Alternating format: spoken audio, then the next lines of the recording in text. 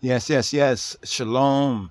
Shalom, Rastafari Chabarim, and shalom to my fellow Hebrews, Israelites of different camps, so forth and so on. But in particular, we're doing this particular vlog right here because we've been hearing a lot of chatter, a lot of Rasta chatter about Bible Rastas, and there seemed to be a backlash against, the inclination or orientation to the Bible or Scripture, and a questioning of the relevancy for the Bible as us as Rastafari, especially in light of the recent happenings and the ongoing actually happenings regarding, the Shashamene land grant, which was given to we the black people of the world through and based on the request by we the black people of the world through the organization, through the Ethiopian World Federation Incorporated.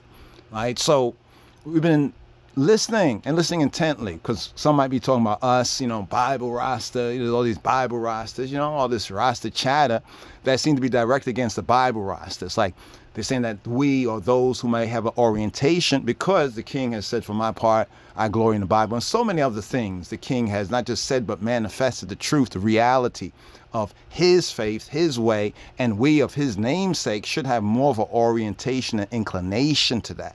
Which reminds me that some of the things that some of the Hebrews and Israelites have said over the years, regarding I is true. I know ones don't want to hear that, but it says, he who covers up his sin, his uckery, will not prosper. And one thing, we do often, just as the lost found black and brown sheeple of the Beta Israel, we the Beta Israel over here in the West. This is a firm foundation of the called, chosen, and faithful Rastafari. Some may want to buck at that. Some may want to go back to 10,000 BC to ancient Mitzrayim or Kemet, so forth and so on. But you can't fly over this. Right, as Rastafari, it's very clear. We say the conquering lion of the tribe of Judah. So here, we'd like to use this here as a kind of a point of reference and a point of relevance, right? As a point of reference and relevance. So instead of referring to I, if ones are speaking about us, so far very few names have been mentioned, but there's these ones talking about the Bible and the language and this and that. And I'm like, well, who is really going there? Talking about the LOJ, right? The Lion of Judah, society of His Majesty, this intelligence, right? Society and community where we really get into the roots, to know the truth. Perhaps, because study is a thing that maybe many ones didn't do even when they were in school, right? So now coming into the way of the King of Kings, which says study to show ourselves approved, right? Just some basic human people discipline. Doesn't have anything to do per se with Rastafari, and not the Rastafari, but has more to do with we as a once lost, now found black and brown people, we as Beta Israel, we as the Israelites, as the Hebrews. And we already know there's that connection right there in prophecy, right? For us as Rastafari, because Rasiadonis Tafari, Hebrew name known as Yadon Ben Chayil. I'm saying that on the record right here, first and foremostly. Right? Because we're going to be true to it, even though other people might have their opinions. But it's a point that we'd like to even reason and dialogue with those who think that we as Rastafari should have nothing to do with the Bible. I want to just hear a little bit of their points of view, their opinions, their reasoning, and see whether they're even carrying the name, right, authentically, because we're Rastafari, therefore we're connected to the man, the Rastafari.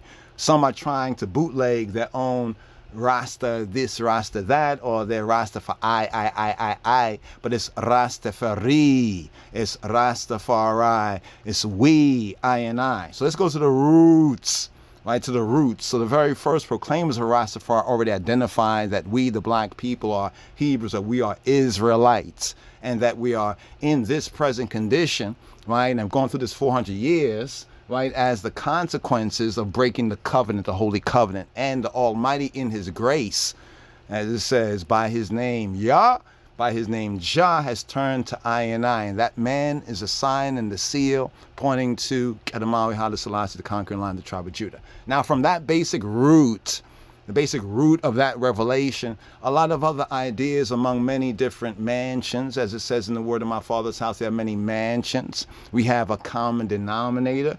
Therefore, we should have a common will. But education, teaching of His Majesty, education is the key. So Torah, let's talk about Torah. Why are we now pointing to Torah? See, they're not saying that, well, some Rastas are into the Torah.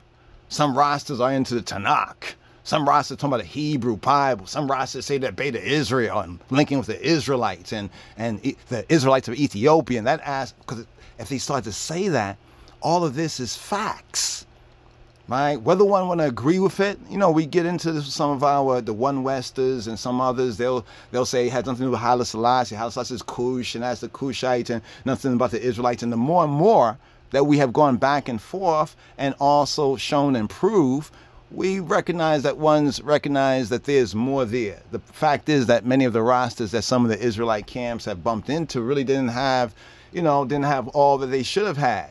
All right, so some of those videos you see on circulating around here or there is because ones were not prepared. Right, and this basically is a open rebuke is better than secret love. So here we'd like to touch on the black diaspora. Right, we as a diaspora, we be right, and this is now we're gonna first approach this. Right, we're not reproaching the scripts as some Rastas do to their own hut. Right, now many of them have pre-existing conditions with counterfeit white Anglo-Saxon Protestant Christianity that has nothing to do with the true teaching of His Majesty. The only thing it has to do with it is that it is 180 degrees opposite of the real truth of the matter. This is what confuses ones and ones who say, well, Haile Selassie, he's just a Christian. And they try to compare him to Western, Gentile, whitewashed Christians and all this kind of foolishness and everything, because they don't know the roots. Right? And many of us didn't know that because these things have been suppressed, even as our true Hebrew Beta Israel identity has been suppressed. Right? But here we going through this area of Torah studies here in Bamidbar. Bamidbar is known as, is the fourth book of Moshe, known as Numbers. Now, if you have encountered, if you have watched on the YouTubes, different camps at the One West, the Israelite School of Universal Practical Knowledge, or any of the other particular camps of the Israelites, you know, you no doubt have heard them point to, like when they say, well, who's an Israelite? They go to Numbers chapter 1, verse 18, right? And they use that right there as a proof, you know, for, well, who is an Israelite? And it's based on the pedigree, you know, the pedigree. That word comes out, the pedigree right there, right? And they will interpret Numbers chapter 1, right? Numbers chapter 1 often has been interpreted by many of the Hebrew Israelites, going back to like the Bivens, so forth and so on, right? Or to him or after him. It's a little bit blurry right there, but we know he was very influential in that. And before that, he was a part of the Royal Order of the Ethiopian Hebrews, the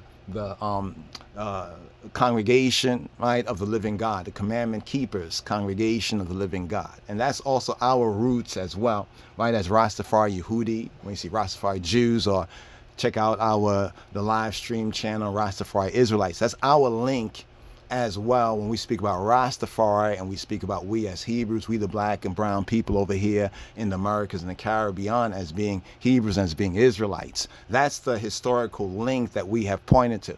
Now we see a lot of ones dialoguing, talking about it, even on like Sadnetta Studios, the Dr. Reggie's, you know. Some are trying to dismantle it or attack it, so forth and so on, as though it's not legitimate. But there's more as we study to show ourselves approved that proves the legitimacy of those connections right there. Just to put this on the record right there, that's where our Rastafari, and I say Rastafari now, I'm going to have to speak a little bit tribally. And this is an area that we will say, well, we are not a tribe, but we as the black diaspora, collectively, we are a tribe, right, of black people that do have a historical link and a relationship with the continent that's called nowadays, after the Belgium Conference, they renamed the continent from Tobia, Ethiopia, to nowadays Africa. So we do have a connection to those people who are on the continent that's called today, nowadays Africa, and the people who identify themselves as African. We do have a historical connection over the 400 years and even before that. Even many of the Hebrews and the Israelites have to admit that we, you know, fled, you know, into parts of Africa, right? But we link with those who were able to settle in that Israelite kingdom that was in the top of the mountains in Africa, or in East Africa, east of the River Nile, speaking about Ethiopia. And therefore, when we start to look into the Bible, the scriptures, that's the biblical scriptural connection. And then we start to look at Ethiopia's manuscripts, testimonies, both from the people themselves and from other people. We find credible, right, information, data, document, and evidence that proves that there is this African, you know, when we talk about Israelites in the Bible, there's some people that say, well, the Bible, right, and what it contains and speaks about has no relevance or relation to African, you know, to African heritage or African theology. They lied to you. They're looking at it from this post-traumatic white racism, white supremacy perspective, because many of us had thought the same thing until we start to do our own study and research. So I want to get into this particular point a little bit more here, even the whole point about the heritage. When the other camps, the One West camps, point to, what is that there? Numbers chapter. Let's point this out right here, because we like to make this, you know, as brief as possible, right here. Just a brief kind of video right here. Let's go over here and let's go to pedigree. We're going to look up the word pedigree. All right, so those who have gone out there, let's see, no, not pedigree, it's actually spelled as pedigree. All right, there we go, right there, pedigree. Boom. So here we are actually studying, we Rastafari Israelites, Rastafari Yehudim of the LOJ community, the Lion of Judah, Society of His Majesty. We're studying here the fourth book of Moshe, the Hebrew book that's known as Bamidbar, right? Bamidbar Sinai, at Mount Sinai. So here we're in this fourth book right here, right? Chazak, Wanit, Chazek. Now when we say that there, that's not Yiddish. We're going to do another video to distinguish it, because a lot of ones are getting confused, right, about what's what, right? But this here is concerning, well, black diaspora, right? The black diaspora, we as the black diaspora. And from our center here in this North Country, and I'll state this on the record, right, what we agree, what is right about the 12 tribes chart, when they speak about that Negro and Yehuda connection, also when they speak about the Caribbean, the Benjamite connection, right, to a significant degree from our own study, the Levite connection, also the Issachar, you know, I mean the Issachar, what they call Issachar, and Mexico connection. Historically, things have changed. You know, there's been change in demographics of population. We speak about it now, like how it seems like we've been kind of like watered down through intermixing and breeding from where we were before. Like if we look at historically, we see more of our people, you know, the black people in the captivity, you know, but things have gone on, things have changed. What I'm saying is that from, we look at history, we have to recognize, okay, back in the 30s, many of the Mexicans, right, were more Negro or identifiably Negro, right? And there was a whole change. So every decade, we're here in the 21st century. We're looking back on the 19th or the 20th century and the 19th century, and we have to recognize how things change. And so we get back to this biblical narrative right here. We also have to recognize the context of what's being said, right? And to study to show ourselves approved so we can get the wisdom from it. Doesn't mean that we are actually to literally do everything, but to distinguish, you know, the parabological parables, the allegorical aspect, right, from the more practical application aspect. So what we have here in Numbers is the organization, right? We can say the organization, the encamping, the organization, the instructions are given on how the Israelite camp was to be arranged, right? How the camp was to be arranged. And there's a preparation going on here for the conquest of the promised land. So what we get in Numbers chapter 18, you know, it says the black diaspora, the tribes want to speak about identity and heritage.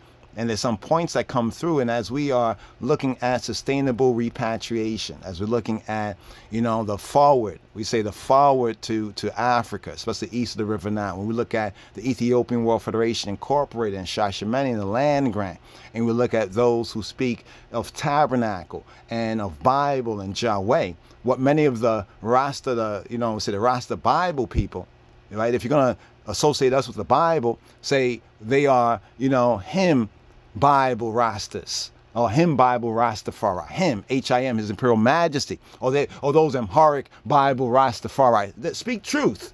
If you're talking about us, the Lion of Judah community, LOJ, right, then speak truth. Then just say it is what it is, right? Or those Torah Rastafari, or those Tanakh, Hebrew Bible Rastafari, those Torah study, sabbatical study Rastafari. Just say it as it is. We actually invite the dialogue, the reasoning, because we recognize that even those who have a difference of not just opinion, but a difference of viewpoint, there's some things that we do agree with that needs to be dialogued. Sometimes it's an oversimplification of some things, but we do need to dialogue, because often, many times our dialogue is like, you know, either like this or elsewhere, but we need to find a time so we can really dialogue amongst us. In my Father's house, there are many mansions. Right, so among I and I, the elect of the new name Rastafari, and those of I and I who are Rastafari, who make that connection with our Judeo-Coptic, right, our Judeo, some would say Christian, that Judeo-Coptic root, right, we find that to be in truth consistent, right, with our namesake, the Rastafari Kedamama Haile Selassie. That's what we've been circulating this audio, where His Majesty speaks about the 10 Commandments, you know, to really show that he breaks that Judaic core curriculum, right? And a lot of that's not known out here in the West, right? The project, prison, the streets, you know, we don't really know that. We have to get to know that, or one has to put you up on the know of that. So when the Hebrew Israelite camps that use the 12 tribes chart, we have a chart as well. It incorporates some of the basic details, but it's more up to date, right? And looking at the worldwide diaspora, but including us over here in this Western Hemisphere, we have an important role to play, right? You know, it says Judah first, you know, now we have Benjamin, right? Judah and Benjamin, right? So we do have, there is a tribal sense. Ones might not like the word, may try to avoid the word, but then when we look at, you know, people tend to flow with people that they know. All right, you know what I'm saying? So this is why we ask the question, where is the Black American Rastafari development community? Because we know in Ethiopia, that came out from the organization, Jamaican 12 Tribes of Israel organization, that we have the Jamaican Rastafari development community. Right? Now, of course, originally it was the Ethiopian World Federation, and still is to be the Ethiopian World Federation Incorporated, right? And which was established among Judah, or the so-called Negroes over here. So it was established among Yehuda. Now, Judah, if you look at the scriptures, this is not to say that we as so-called Black Americans have done everything right and accurate. Even those of us who have that inclination, right, to being Hebrews, Israelites, Royal Order of Ethiopia, Hebrews, so forth and so on. But a lot of those things that have happened is past our time. It's before our time. As we come up in this consciousness and truth in this community, there's already things that have been done already before. We can't really change what has already been done or what already is. But with a good knowledge of what has preceded us, looking at the present, looking at the prophecy, looking at the futures and the vision, right? We have to have that vision moving forward. So here we're both speaking to what occurred in, you know, with Shashamene, and some points from the glory of His Majesty. So in speaking to the Rastafari, the glory of His Majesty, said, for my part, I glory in the Bible.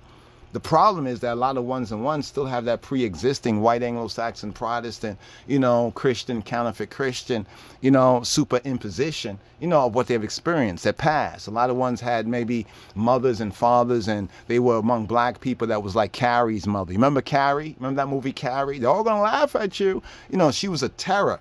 So you have fundamental, I wouldn't call them extremists, right, among Christians, right, that sometimes put this God, Jesus, Christian things on people so strongly, so anti-Christ-like, right, that many ones, when they come to even the truth of the consciousness of Rastafari, they already have this baggage, they have this wound, this pain. So you talking about the Bible, you know, it's, you know what I mean, it's like you are contributing, and they thought they was getting away from that. Right? And then a lot of the people that be talking about the Bible should be spending more time studying, right, in the cipher, studying in the cipher and growing in grace. We have to spend some time, like even soldiers. Soldiers spend time in class study before they go out there, right, in field, exercise. But what's happened is ones have just kind of like been loitering at the door, haven't come into the class studies, picked up a couple of things, run out there, to make a lot of noise. So there's been a lot of noise out there, right? So thus people look at Rastafari, and even Rastafari, we look at ourselves and say, oh man, this is all confusing. And the first one to be blamed is the Bible, right? The first one to be blamed is the Bible, or those Rastafari that might have an orientation to the Bible, right? And to a certain extent, we agree with that as well. Right? And there's ones and ones that have a disorientation to it, right? And we disagree with those ones and ones, right? So where does the truth rise? The truth rise and recognize the teaching of His Majesty. So when His Majesty speaks about biblical, right, or you could say the sacred, He also speaks about the secular knowledge, but the secular knowledge is secondary. But most of us are getting the sacred knowledge secondary, because we've already got the secular knowledge, and whatever little bit of so-called sacred knowledge we have gotten, like I'm talking about like Bible or Bible experience, usually is from the trauma, right? Post-traumatic white supremacy disorder. So we've got a lot of counterfeit doctrine, counterfeit ideas. So it becomes extremely difficult for many ones, right, to look at the Bible from an objective perspective, because of what many of us and our people have gone through, our family links and relationships. I've said this often. I'll say this again and get to this main point right here, that one thing I'm happy about in my experience and past growing up is that, yes, I was familiarized around Christians and church and so forth and so on, but I recognize that my parents, and my mother in particular, she never, like forced it on me. In fact, when I started to get into the Bible, right, because of Haile Selassie, I started to get into and recognize my Hebrew and Israelite identity, confirm it because of Haile Selassie and because of Rastafari and because of the facts and the evidence that I found with the Ethiopian connection, both scripturally and extra biblically. And when I say extra biblically, I'm talking about things I will see in the scripture, and then I'll find evidence and I'll see that this is what the Bible is speaking about and this is the reality of it. So it's like, if this was said way before, then I'm seeing these things way after, then that I can credit that. Right? I can admit that as truth. I don't know everything about it, but I can admit that as truth. If you say it's going to rain and it's a sunny day, and then 5 minutes later it start raining, I think that either you listen to a good weather forecast or you have maybe a spirit of prophecy, right? And if you say God told you going to rain, and look, it's a sunny day, and then it rains later on, right after, I'm like, I'm still going to check what else you say and what comes to pass, but you're going to have a credit rating. So the scripture, the Bible, for many of us has a credit rating. For other ones, it's in debt, right? We need to discuss that. But here on speaking about the black diaspora, let's get this point here, because as we went through the Bamidbar, some of the reasoning, Rastafari reasoning, come, make with reason, some of the discussion topics that came out of Bamidbar, the 34th sabbatical study, our Rastafari sabbatical study, Numbers chapter 1 to Numbers 4 and 20 for the 34th. There were some additional reasonments and questions and discussion points. Right? Like one time I as Rastafari would often, visit ones and ones. This is all before social media. Now even on social media, it's like kind of hit and run kind of a thing. We don't really get time to have that dialogue. It's like we're so distracted by what's going on out there, good, bad, or good and beautiful and the bad and ugly, right? And we're not really focusing on the teaching of His Majesty, so we're not growing as we should, right? And then a lot of our people are eating off a lot of different plates. When I say eating off, they're getting knowledge and things here and there, but we as Rastafari, like even for the Hebrews and the Israelites, those who are squarely like Hebrew and Israelites, even for them as well, they know that you have to focus on the teaching, the scripture, right? And how can you know this, as the Ethiopian official, the Ethiopian black Jew said, when Philip said, my friend, do you understand this? And he said, well, how can I know unless some man guide me? Right? So just because a man guides you, you then have to find out whether that guidance was true. But here, this is the verse they point to. And they assembled all the congregation together on the first day of the second month, and they declared their pedigrees after their families by the house of their fathers, according to the number of the names, from 20 years old and upward by their polls. And the polls right there is the Gulgolet. Gulgolet is the head or the skull. The head is the rosh in Hebrew, like the ras, rosh, the pole, the skull. So basically like a head count. So the pedigree right here, pedigree is yalad. Yalad, what does yalad mean? Yalad in the Hebrew is like the waled, right? Waled within Amharic, right? Within they're both Afro-Semitic languages, so even there is an ancient link, right? So here, the BDB, Brown Drivers Briggs, it says to bear, bring forth, to beget, to gender, travail. So basically, let's go through this. We can get into the detail another time, because the word have different forms according to how it's constructed, right? What's known as the binyani, right? The patterns, the construction, or to say like past, present, you know, passive, active, you know, reflexive, different forms of the word, like we do in English, more or less, right? A primitive root, to bear young, causatively, to beget. So based on how they was born, they declared how they were born, right? Their birth, like their nativity, you know, based on their families, by the house of their fathers, according to the number of the names. Now, as we said, the first Rastafari, right? When I say the first Rastafari, I'm speaking about elders going back like to all the 20s and 30s, right? You know, because they were ones who proclaimed. And that's another thing, we're going to do a video, because something that all Rastafari, you know, have locks, dreadlocks, or locks and a beard. But when we look at the real movement of the chosen people, of Jah people, we get to see that there were some, the first ones were like, you know, regular black man and woman. They didn't have, you know, the man them didn't have beards. They were clean face, right? And they were not locksmen. The next level was the beardsmen, where one started to study the Bible and the precepts, and they found out, oh yeah, there's beards, and how the shaving was that Greco-Roman stuff.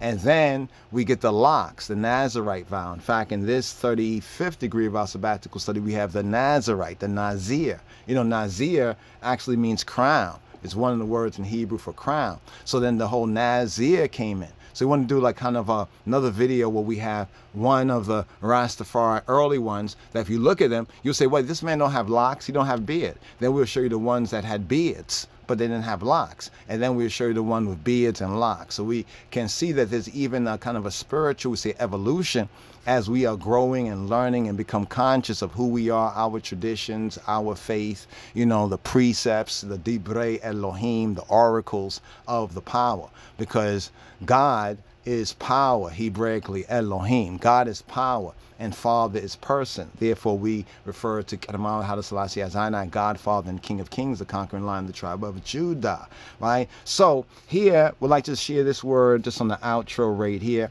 This is to show and prove how when we apply the knowledge, the science, there's science there. Ones don't see this because most of the question that people have when they talk about, oh, the Bible conscience don't make sense, they are basically bringing out King James Version, counterfeit Christian, white Anglo-Saxon, Protestant doctrines and theologies and interpretations. And sadly, many ones who declare themselves to be Hebrew or Israelites, they have made that, you could say, identity and heritage and ancestry connection, but they still have to spend more time studying. Right? This is not something that you just learn overnight, something that, you know, knowledge and the quest for knowledge, you know, they say stop only at the grave, right? So while we have life, we should be ever learning.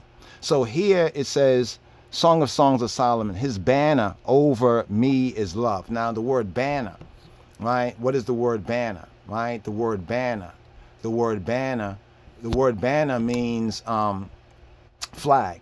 Like banner refers to a flag. Right? Banner refers to a flag, right? So just looking at who we are, how we got over here, so forth and so on. And we're using a survival album right here of the different flags, You know, the 12 tribes chart, they do that as well, the different flags. What we agree with is at least a third of the flag.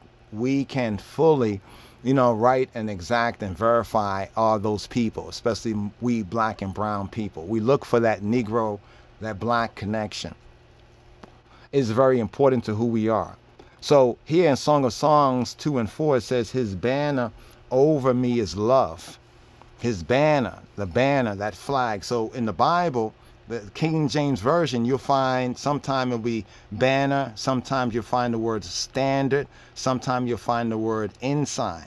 Banner, standard, ensign are some of the words you find that are translated as flag, right? We would know those as flag today. Let's go over here for a moment, right here. Let's go to banner. Let's see right here, because it says each one shall encamp by his own standard.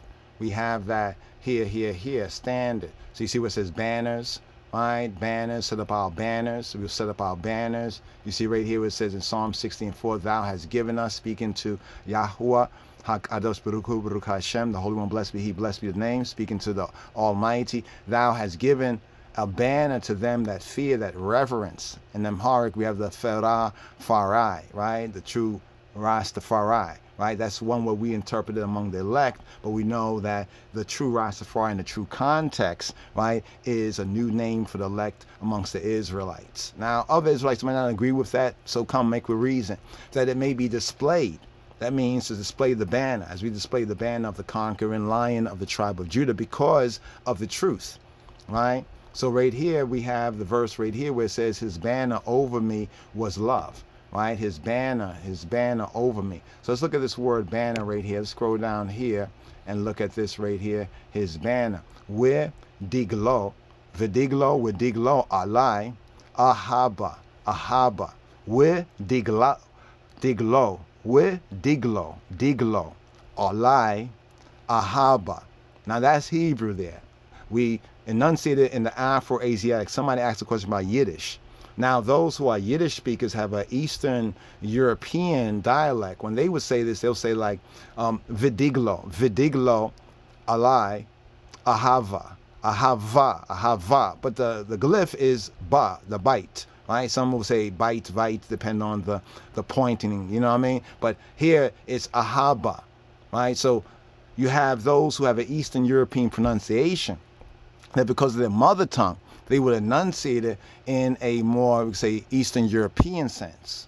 From our studies, we have an Afro-Asiatic, Afro-Shemitic. So we often in our studies give both pointings to it so that our people can become wise. Be wise as serpent, harmless as dove. So here, this is the part of the verse that we are emphasizing, and his banner, right? And his banner, right? His banner, right? We say the diglau, right? With diglo, right? It's diglo, with diglo, alai, upon I, ahaba.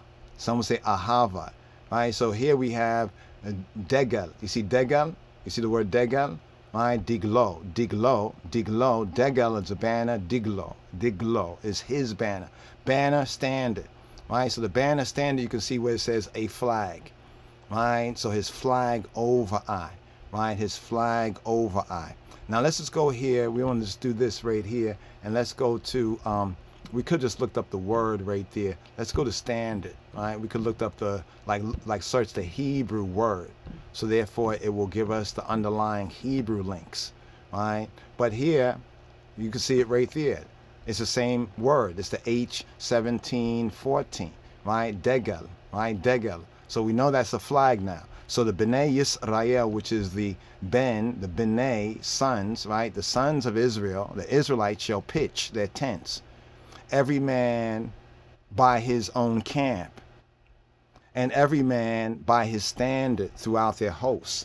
So what it's saying that even among Jah people, that there are families and affiliations, you know, there are familial ancestry. So each camp or tribe of Yisrael had their own flag. This is what the Torah teaches, right?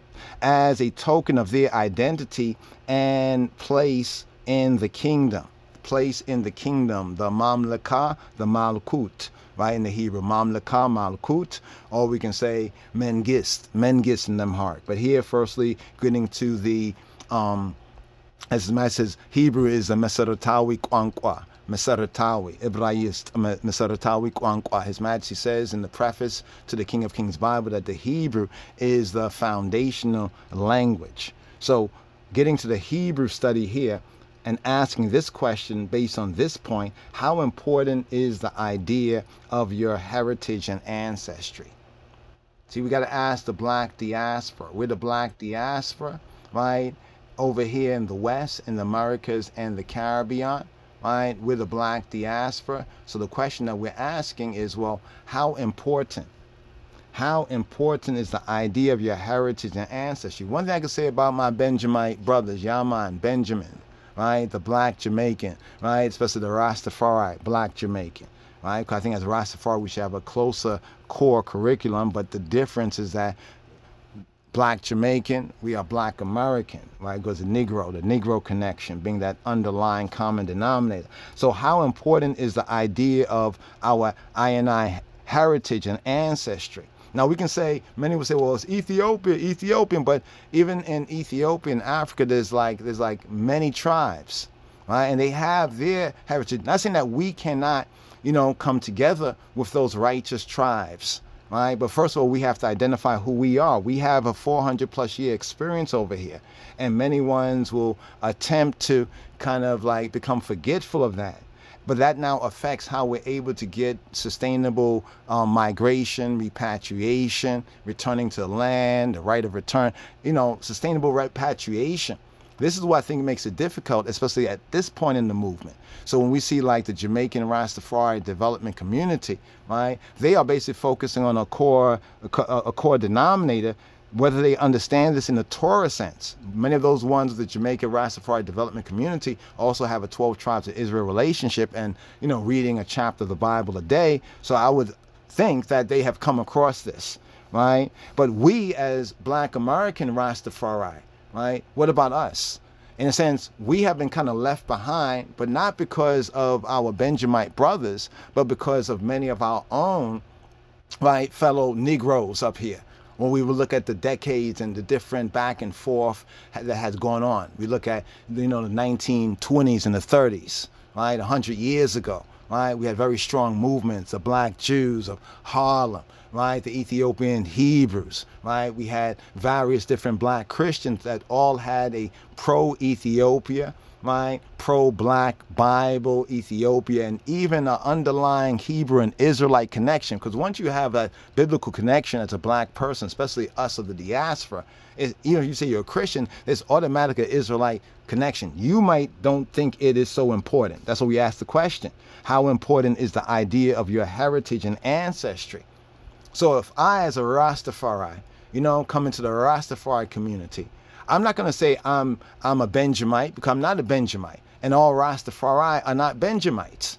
You know what I'm saying? This is a Jamaican, black Jamaican. I'm a black American, right? So with other black Americans, right, I identify, right? They're part of my collective heritage up here. When I talk to the brother from ISUPK, Azania, Captain Azania from the ISUPK on Brother Rasta, Rasta Lawrence Davis, you know, what you know about God and his chosen people. We were talking about Ethiopia, and you say, you Rastas this, and blah, blah, blah. And we're going back and forth. And then all of a sudden it came out, I think I said something about the Geechee and Gullah, because I think he was thinking that because I'm Rastafari, I was Jamaican, even though I wasn't popping no style, you know, accent or what. I was just speaking like I'm speaking right now. I wasn't trying to say speak like I'm Jamaican or whatever. Some things are more Rastafari. This is not so much Jamaican, the Iric, but you know what it is what it is. So when I said that, he was like, what? You from where? He says, Geechee, Gullah, you know, the island, the Georgia Sea Islands. Because some of my brothers and sisters in the Caribbean, they thought that, well, we were like, you know, all black people in America don't even have the same experience. Some of us have different experience. If you know anything about black people in America, you know that those who are like, they have, what they call it again, you know, like when a certain thing is like it's like heritage. We have a literal heritage right here in these here Americas. I talk about the Geechee, the Gullahs, and how my ancestors, along with some of the native tribes, had beat the United States Army and everything. And through all of that, we were able to claim a portion of land, you know, and bury our ancestors, you know, in order to be able to know who we are over 3, 4, or more generations. Right? And a lot of other black people in America in different parts may not be able to do that because their people moved around and different things happened to different people. But my direct people link directly with Captain Azania's people. That's why I was saying, yo, I'm of Judah, I'm of Yehuda, I'm of Judah twofold, right? Become connecting with the Black Messiah, as I Rastafari identify him, and I'm a so-called North American Negro. Right? I'm a so-called North American, that Negro roots. And I know my roots, my heritage, my ancestry, right? Going back hundreds of years over here. You know what I mean? With one's a community that is known as a heritage community. They know that my community, even here among other Black Americans, can trace their ancestry way back. Now, many of us can do that. Some of us cannot do that, right? And this is one of the things that is difficult. So when I ask that question, I know that some might not be able to say what I was able to say because maybe, you know, their history, their experience is different. But there's a principle above personality. So how important is the idea of your heritage and ancestry for us as a Black, you know, the Black Hebrew diaspora, the Black Israelite diaspora? How important is that, right? Do you feel that you are a member of the tribe? So this is the second question. Do you feel or perceive, right, or think of yourself as member of the tribe? And then what tribe is that? So the first tribal identification that we as a Black diaspora, whether we are Black American or Black Jamaican or, you know, Black, you can say Haitian or what have you. Now people say, why are you saying Black? Because of our ancestry and experience. This is the fact of the matter. It's not discluding or discounting others, right? Because see, what happens is that as we as Black American, even in Rastafari, we look around, we say, Chan, you know, our Benjamite brothers and sisters, they're able to do a lot and get a lot accomplished because they are directly looking at, you know, themselves. They identifying, they can identify, they have a common heritage in the Caribbean and an ancestry, and they are members of the tribe, right?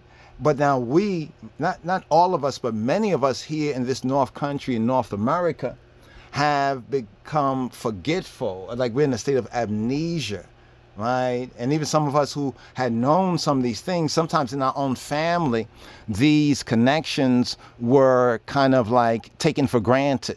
I must say so among some of my people too. It's because of myself. I've been asking them questions. I say, you sound like so-and-so. You know, like I'm like connecting with ancestors before in the spirit and in truth who understood these things were very important. So you had a lot of ones that benefited from the struggle, right, of our ancestors back in the days. You know, like, for example, our ancestors fought and beat the United States military and was able to, like, claim a portion of land and build a unique ancestry over their history, a culture, the Geechee, Gullah, identification, so forth and so on. Now, how that also now crosses the water and connect with the Oromo and the Gala and the Gullah, you know, how the Gullah connection is another very interesting, you know, that's what makes the Israelite and Ethiopian connection even more real on the ground when we start to look at these cultural roots and connection. But what happens is that you get later generations. It's like some of the older folks who say the young people who are coming up who have so many opportunities now as Black people and haven't experienced those struggles of the past, they don't know how good they got it, and they are, you know, ignorant of, you know, such things. And part of the reason why a lot of the youth are ignorant is because many of the, you know, the children of those who made those changes, after all the pain, they enjoyed like the affirmative action, civil rights. People were now trying to use that to better themselves, and they were enjoying the benefits of the struggle before. And they got so caught up. It's like what the Bible says, and when you come into the land and when you gain wealth and you become rich, don't forget Yahweh, don't forget Jehovah, don't forget the Almighty. Because in those times we were struggling against white racism, white supremacy, counterfeit, whitewash Christianity, you know, we had this kind of church. You know, the church was important. The two strongest forces, especially amongst us here in this North Country. I think it's those same two forces in Jamaica, elsewhere. I'm not too sure. I would think so because there's common denominators. But what I do know amongst us here was the Black church. We had a revolutionary Black church, right, of the past. Once the 60s went into the 70s, that all changed. But we had that ever since 1865 for almost 100 years, even before that, but at least for that 100 years up to 1965, that was lost. So do you feel as though you are a member of the tribe? And what tribe?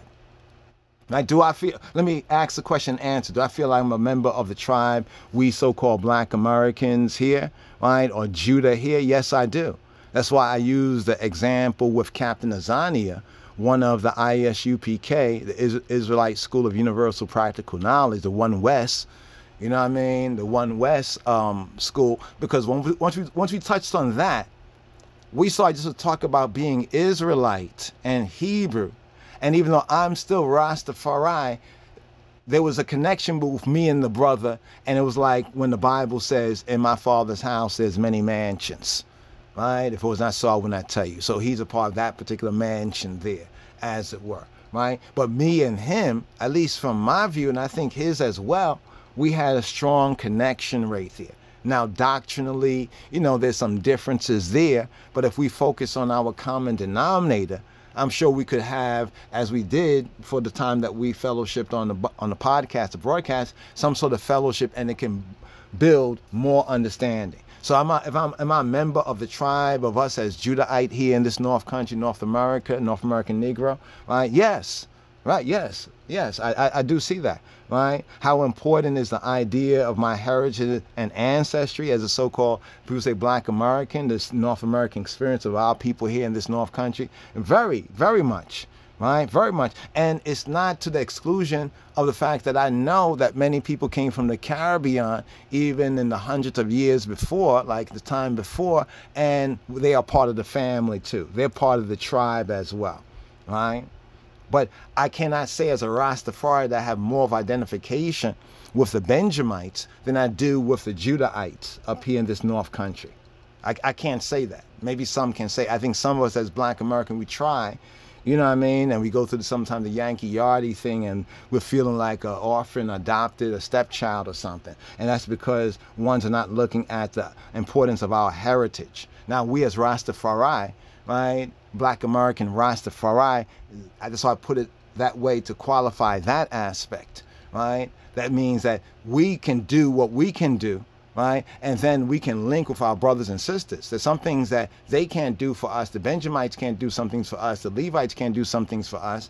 The Issachar can't do some things for us, but they do some things for themselves, and they identify who they are, right? And that we're all a part of the same bait, the bait, Yisrael, the house of Israel, then we can do things together. We have a common will, right? And not only can we survive, but we can truly live, right? You know, live, right? Do you believe? Do you admit it's true? Do you credit? Do you admit? Do you amen? Do you credit that you have a place at Yah's banqueting table? And what is it that makes you a, quote, child of God? So for my Rastafari brothers and sisters, do you see yourself as a child of Jah? What is it? And this doesn't have like right or wrong answers. This is the part of that we have in our sabbatical study. Come, make we reason. This is the reasonment, where we can take one or more of the reasonments, right? Present it, and then ones and ones, twos or threes can come together, or more of we can come together, and we reason. This is what I know. Some of the youths might not have experienced it, but this is what I experience in Rastafari. It was called groundation. When we reason, we may go to a brother or sister's house and bring over a little food to gift the house, bless up the house, some food, you know, some incense, Aishans, other things, and water as well. And we'll sit down, have our Bible, have other documents or whatever, and we just reason. Some for hours into the next day, we'll reason. This was the iron sharpened iron. That has been sadly lost in social media. Right? And we have to return to that precept and that principle so we can ask these questions. You know, do you admit that you have a place? Do you think you have a place at God's banqueting table where his banner over I and I is love? What is it that makes you a child of Jah, right? Or a child of the King, right? What is it that makes you a child of Elohim, of Yahweh, right? What is it? Do you think so? And what qualification would you say makes you that? Right? It's not really, this is a reasonment here. In the reasonment, we'll get the truth of the matter, but first it's each of us testifying, or even as you hear these questions, you thinking on it yourself, right? And for the disciples, write it down in your copybook, right? We want to encourage the disciples with their copybook, the composition copy notebooks again, right? Because it's an excellent way, right? It's been proven as a way, because Jah teaches us by the pen and writing, and do study diligence, things that we would have never known. Do you have assurance?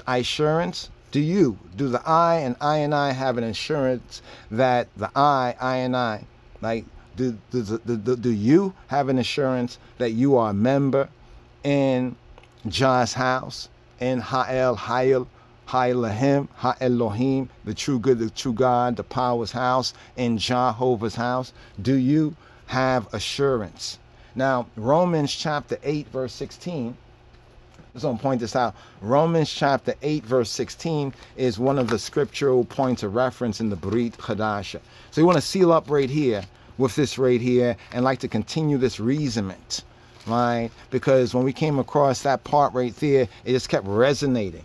It kept resonating, you know, where it says, every one of the Israelites, the Bnei Yisrael, must camp under his standard with the emblems of his family. With what? With the emblem of his family, right? Of his family.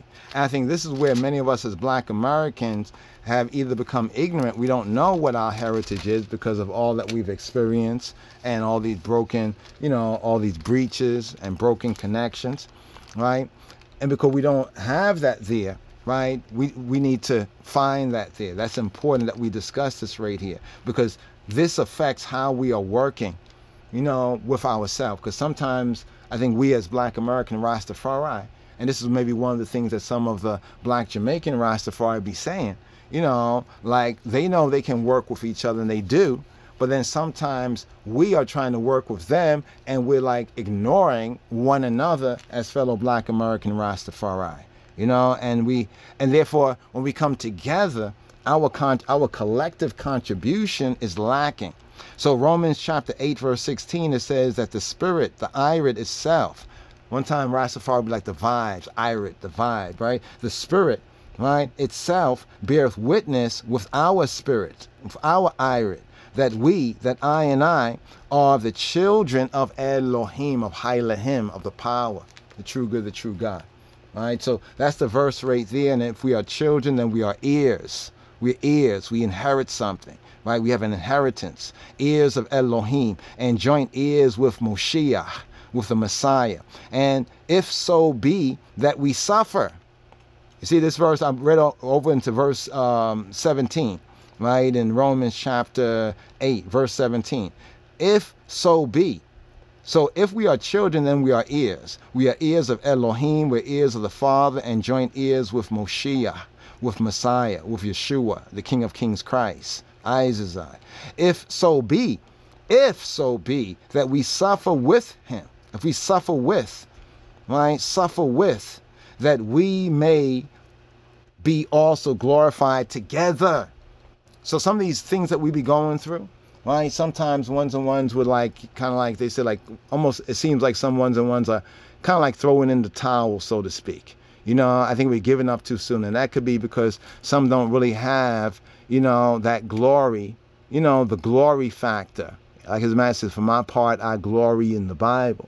So what I like to share with those brothers and sisters that have, you know, that take issues, they may take issues. Some probably do take issues with or some things that we said. We need to have the opportunity to dialogue. Don't mean we're going to agree, but at least if we honestly can come together and have some common denominator, especially as Rastafari, for those of I now who are Rastafari, and of course, for those of us who are Israel. So may all ones and ones that hear and check this out and be saying Rasiadonis, Yadin is this and that. I want you to recognize, you know, that we are Judahite, right? And that we know we're Judahite. And we've always kind of known this. Well, I don't say always, you know, but since coming to a certain measure of consciousness, we knew this ever since back in the 90s. Like I mentioned to many ones and ones, you know, it was amongst many of the Hebrews and the Israelites, right, that we were fellowshipping and trying even while we were studying things about Ethiopia, you know, because it was about knowledge, you know, and we find out knowledge. And I was seeing a lot of Hebrew and Israelite connection among these people, right, in East Africa, right, east of the River Nile. You know what I mean? I said the River Nile because that would be the territory of what Abraham is given by Jehovah, where he said that this would be given to his people. So to see that Ethiopia is also in that geographic, you know, that particular geographic region, right? It also becomes another key factor in our estimation that this is a credible, you know, this is credible, very credible information, you know? So let's look at these things objectively, brothers and sisters, you know, because we are even recognized by many of our brothers and sisters on the continent over here in this, the sixth region, and that's the diaspora. So so they can even see that we are a people unique. I think we need to recognize that we are people unique. And I was going to say this, I'll say this, that many of those who are like, you know, ISUPK or some of the Israelite camps that come out from that historic 1969, 70, 1970 AD, you know, thing right there, because they have even touched on that whole pedigree, the whole pedigree point. Okay, the podcast is coming on soon. Rastafari Israelites, check it out on the YouTube. Yeah, because they have focused on some of those areas in the scripture. They have gained a really practical application working advantage, and we as Rastafari, many of us who say that we need to be united, and we see that many of our elders and those in the past didn't have all of these modern latter-day technological social media advantages, that they were able to do certain things, you know, like it seemed like they had a stronger unity, right? And that we had lost it. We have lost it a little bit, but it's not us so much that lost it, but it's because of the struggle. Remember the part that we read in Romans chapter 8, verse, which verse was that? Chapter 8, verse 16 and 17. You know, if we are children and we are heirs with Elohim and with co-heirs, joint heirs with Moshiach, if it so be that we suffer with him, right, we also be glorified together. Right, so even the hymn there is italicized. So in the Koine Greek, Coptic Greek, it basically brings out the sense: if we suffer with, you know, we have to struggle. That's what this album, Survival. And it seems as though we have gotten a little bit weaker as compared to those before us. They struggled a whole lot, much more. And the struggle goes on, but it's, I'm gonna say this. It's there's a saying. I grew up at a time where it says, sticks and stones may break my bones, right? I don't know if some of y'all have heard this before too, right? Where they say, sticks and stones might break my bones, but words will never harm me. Some of us actually grew up in that time. And it's hard for us to shake that from our heart and mind. And we're seeing this next generation of ones and ones, like youths, a new generation. New generation is very important. The Torah shows us how important that new generation. When we talk about the wilderness here in the 4th book of Moses, we're looking at this wilderness here, right? This wilderness here of North America. This is the wilderness. This is how we apply, right? This whole wilderness, the Midbar, is applied to us. So there's a practical application, right, to I, you know, approach, you know, to the scripts. There's a real practical application. It's not just something happened thousands of years ago and we folding our arms and we're waiting for some mystery or some spook God. No, it's an I, right? But that word is important. That word is a spirit. That word attracts the spirit. And if you don't have that word, or you scorn that word of the king after the king has said what he said, that's on you.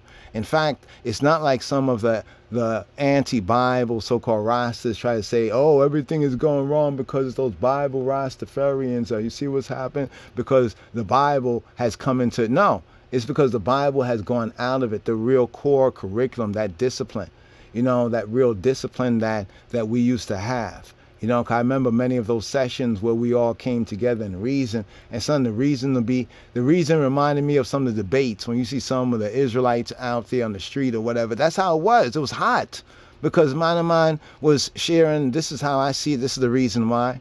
But it was always in love. Remember his banner over me, over I, even over I is love.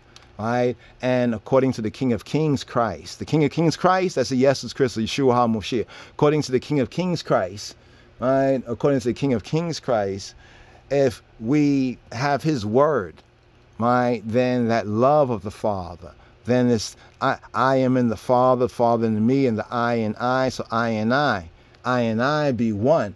And that's how our divinity, right, in reality is restored to it. It's that connection. It's the real connection. That's a whole other reasonment right there, brothers and sisters. You know, not to get into this, you know what I mean? Not to get into this right here, right now. You know, because we, as you already seen on the screen, you know, we have the podcast is coming forward, right? And I like to share this to the Rastafari Jew platform, the RastafariJews, Yehudi, because remember, the Lion of the tribe of Judah. My heritage up here in this North Country, the Black Jews of Harlem, the commandment keepers, community of Elohim Chaim. That's our roots right here. But that root right there, it connects with our big tribe. Our big tribe is, we are over here in the diaspora.